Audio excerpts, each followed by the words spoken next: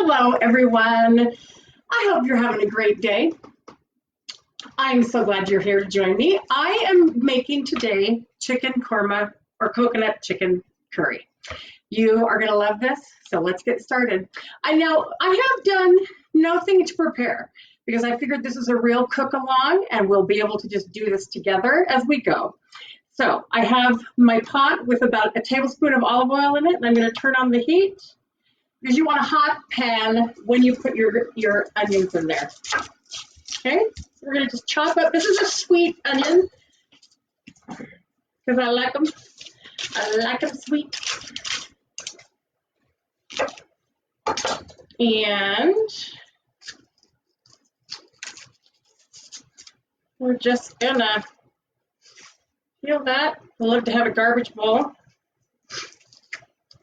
Now I like my onions really, really finely diced. So you're gonna turn this.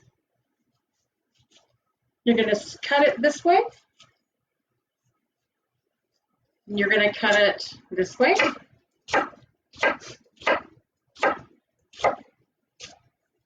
You're going to turn it,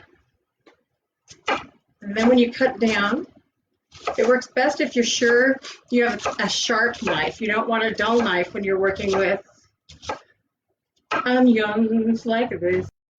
Okay, same thing over here. I hope you guys enjoy this. I love cooking. Now I know that some people are like, ugh, cooking, what a pain in the rear, but let me just tell you something.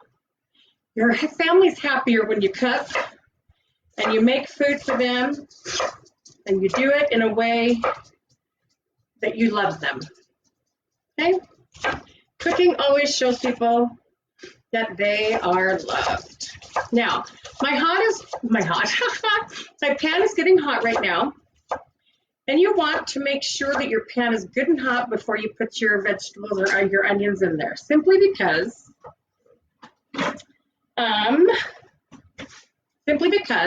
you don't want them to sit in cold oil. You want them to be nice and hot.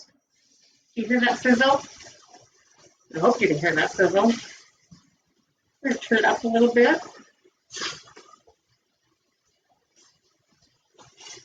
Now, some recipes for chicken korma require you to blend this after, but I don't do that. So, chicken. It's thawed, but it has not been trimmed, but it has been sitting in a paper plate. So I'll show you what I do to trim. Any part that's funky, I just cut it off. And by funky, I mean like maybe some gristle or something. Okay. Then I cut it in half like this, because that's the next thing you're going to do. You're going to chop up this chicken so that when you cook it, after you cook those onions, which needs a stir, gotta cook these for about 3 minutes before you add your chicken.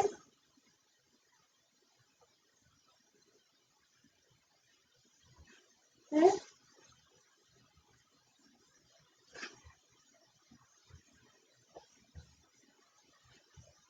Now I haven't measured any of my spices out. I'm gonna do that together.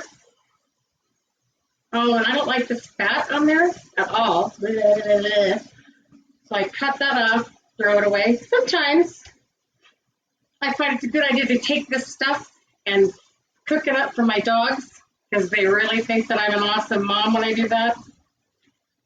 I'm not an awesome mom today. I'm not cooking it up. So they can just deal with the fact that they gotta eat dog food today. Reed introduced me to a new song today. We're gonna record it later. It's called Crazy World from Victor Victoria. And I went out online and I found a copy, bought it, and then while I was waiting for this time to cook, I learned it. Okay, now, the onions are starting to soften pretty well. So you want to let that go a couple more seconds And then we'll put in our chicken. Okay.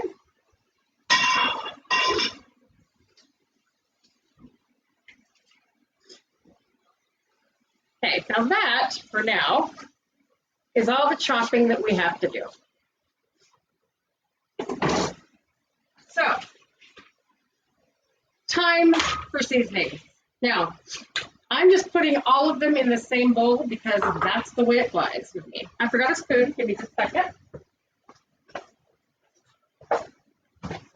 Basically, you put all these in at the same time. So, it calls for 4 to 6 cloves of garlic.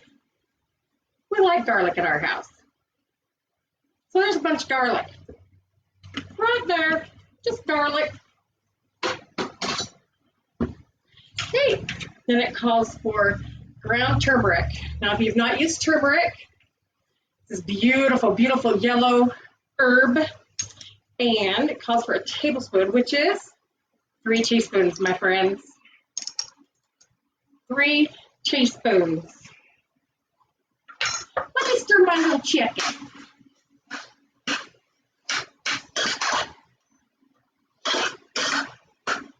It's starting to brown, but I'm going to turn up the heat. Okay, turmeric in the bowl. Garam masala. If only we had smell-o-vision. Garam masala is one of my favorites. I don't know everything's in it. I just know it's really, really good. Okay, so 2 teaspoons of garam masala. In the bowl. A teaspoon of ground ginger. I like a little bit more. Okay, cumin. Everybody loves cumin, right? And it calls for a teaspoon. Okay. Coriander calls for a teaspoon. We're not huge fans of coriander, so it's going to be a little short of a teaspoon, but it's still tasty. Stir the chicken. Now, I did do one thing early, I made up some basmati rice. So that's just sitting tight, waiting for us to need it. Okay, salt. Okay, is this the greatest little salt thing? Look at this. I got this in Sicily, and it's my favorite little salt thing in the whole wide world. 1 teaspoon of salt. Ooh, and the pepper. Oh, I forgot the pepper. Here we go. It's almost gone. A teaspoon of that. Okay, there we go. Everything's in there. Now, all we're waiting for is this chicken to get done. Now, I bought this really cool hot plate. I have done lots of cooking videos in the past, and I've done it where I've had to like put the camera on my cooktop, and kind of a pain to get it right. And anyway, so I just decided to get one of these, and it's an induction one. Can I just tell you, induction's the way to go, children. The pan is not hot to the touch right here. Not at all. But I'll tell you what, it cooks up stuff really fast. Okay. Now, this chicken is almost done. You don't want to do this prematurely because you want to make sure your chicken is completely cooked and no longer pink. Because, you know, that whole raw chicken thing, well, not good. So, here we go. Almost done. Now, I'm going to put my spices aside. And the garlic. Okay, so almost there. That's a little gristle I missed.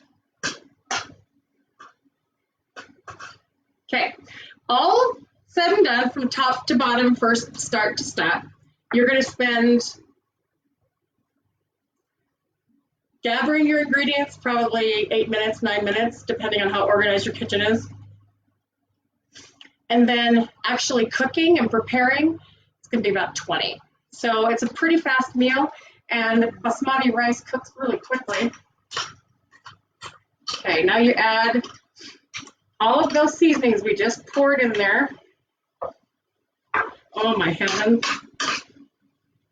Oh, bless America. It looks so good. And if you could only smell it, I'm telling you what.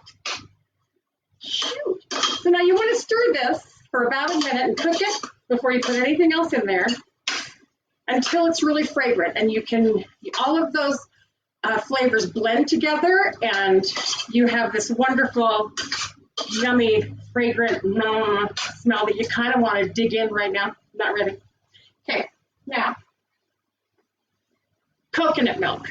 I did open the can of coconut milk before because coconut milk, if you've never purchased it, either light or full fat, it always forms this hard thing. And so it's good to open it and good to stir it to smooth it out. So here we go. I'm going to add the coconut milk. And the coconut milk is really the star of this show. Then I'm going to add, I have 1 cup of cashew halves right here. Now, the recipe doesn't call for this, but we love this at our house, and that is, I hate raisins. Hate them, okay? Do not like them at all. Hold on for just a second. Let me make sure that that's not blocking anything. Okay, so I hate raisins, but these blonde raisins, telling you what, that's some seriously good stuff. So I'm just adding about 1/3 of a cup in there. And those will plump up a little bit, and as this sauce thickens, it takes on this wonderful, yummy, sweet hue. Then I have about 1.5 tablespoons of brown sugar here. It's stuck in the bowl. You can use regular sugar. I've even done this with like Splenda, and it works pretty well. You can also use a brown sugar substitute if you want. Those work well too. I've had no problem with those. No funky tastes or anything, unless you're my sister Karen, then you're like, I can taste it a mile away. So, whatever. Love you, Jess. Love you. Okay, now something that is not very typical in the world of this is it calls for lime juice. I'm not a lime juice girl. So I'm going to put in the juice of 1/2 a lemon, seeds and all. And then we're going to let this cook down. But first, I have to taste it.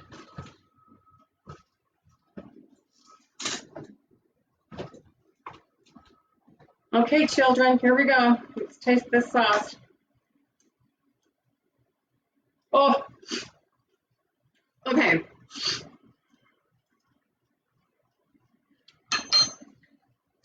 That is so good. But you know what I'm going to do? I want it a little spicier. So I'm going to add in 1.5 teaspoons or so of curry powder. And then I am going to add some red pepper flakes. I just want a little bite of maybe 1/4 teaspoon of red pepper flakes. That'll just give you a little bit of heat right at the back of the tongue when you're eating this up. Oh, if only you could be here. See, now this would be more fun for me if you were in my kitchen with me. Come on, people, come on down to Utah. I got a lot of kitchen, got a lot of room, and as you know, a lot of food. So, here we go. I'm going to turn the heat down to a simmer. I'm going to be right back with you.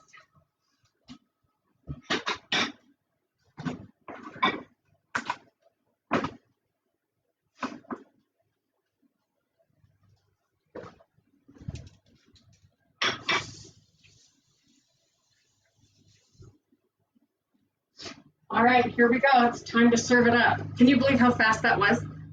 It's done. And it's so tasty. Here we go. Oh, so excited. Now I'm not making this pretty because, you know, I'm showing it to you live, baby. Live. That's the way to go. Okay, here we go. I'm going to bring this right up. No, I can't really. Can you see that? You see that pretty good? Doesn't that look wonderful? Oh, it's a beautiful thing. So the size of the pan that I'm using is a 12-inch. Basic 12-inch skillet. And I like stainless steel, heavy bottom stainless steel pans because nothing burns and nothing scorches. So there you go, my friends. What can I say? That is the fastest curried coconut korma chicken you've ever had, never tried. And trust me, your family's gonna love this. Check in later. You're gonna do that one song, Crazy World. You're gonna sing that a little later. So thanks for joining me. I love you all, and I'll do this again sometime soon.